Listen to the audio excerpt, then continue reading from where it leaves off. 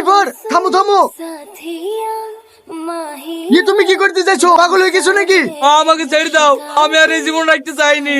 কেমন হয়েছে তাই তুমি মরতে যাচ্ছ? তুমি জানো না আত্মহত্যা মহাপাপ? আমি সব জানি, কিন্তু আমার সাথে যে ঘটনা ঘটেছে আমার মরণ ছাড়া কোনো উপায় নাই। এমন কি হয়েছে বলো তো? একদিন হঠাৎ করে একটা ছেলে আমার সামনে এসে বললো, চাচা চাচা, আপনাদের বাড়ি আমাকে একটু থাকার জায়গা দেন না।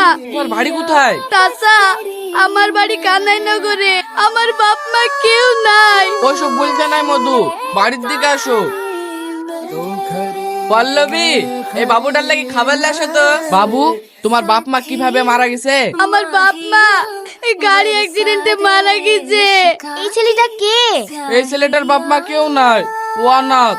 আজ থেকে আমাদের বাড়িতেই থাকবে। তাহলে তো খুবই ভালো হবে, একে মানুষের মতো মানুষ করে তুলবো। এটা তো খুব ভালো কাজ। তারপর কি হলো? সেই ছেলেটার প্রতি অনেক পরিশ্রম করার পর ছেলেটা যেন কোনোদিন পর না হয়, সেই জন্য আমার একমাত্র মেয়ের সঙ্গে বিয়েও দিলাম। তারপর একদিন হঠাৎ করে